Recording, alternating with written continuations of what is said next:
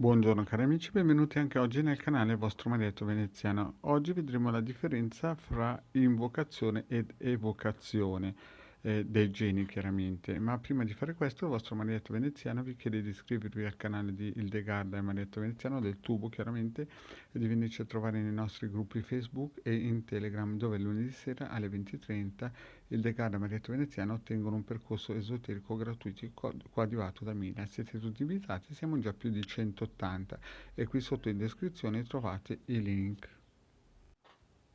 Adesso parliamo un po' la differenza fra invocazione e evocazione, perché ho fatto una pillola in cui spiegavo che i geni bisogna chiamarli praticamente il meno possibile, ma in più quando si chiamano generalmente ci sono due tipi di chiamate, le evocazioni e le invocazioni. Di solito i maghi della mano sinistra fanno invocazioni e quelli centrale e della mano destra fanno evocazioni.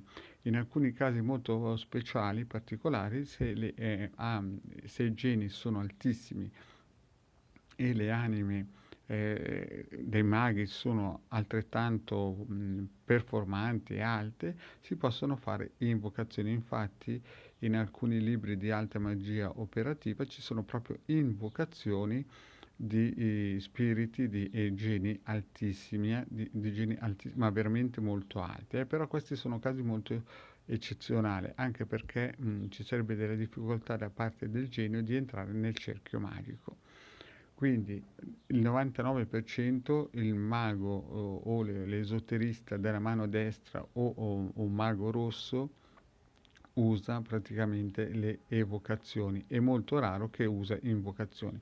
Generalmente invece il mago della mano sinistra per la maggior parte delle volte usa invocazioni e non evocazioni, proprio perché vuole far entrare dentro di lui il genio per poi andare in giro a fare gli show e a pagare il proprio ego. Certamente tutto questo ha un prezzo molto alto, perché poi chiaramente legandosi e avendo dentro dei geni poi possono prendere il sopravvento in modo, come si suol dire, importante. Ecco perché alcune volte vediamo delle persone, magari anche di bassi di Bovis, che riescono a fare grandi sceneggiate, riescono a fare grandi cose. Non sono loro che le fanno, non sono le loro qualità animiche che le fanno, ma nella realtà sono questi geni che sono entrati, che però vi ho ricordato altre volte in altre pillole che molti geni sono anche bugiardi.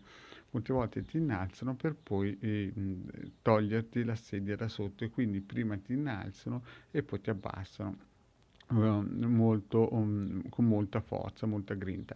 Infatti in altre pillole ho parlato anche di questi medium che muoiono spesso molto giovani per il semplice fatto che nella realtà non sono anime dei defunti che vengono a essere richiamati, ma sono geni che in un certo senso scimmiottano queste anime morte. Bene, detto questo, il vostro Marietto vi saluta e vi chiede, se non vi siete ancora iscritti al canale di Legare al Marietto Veneziano, di farlo. Grazie cari amici, alla prossima, ciao.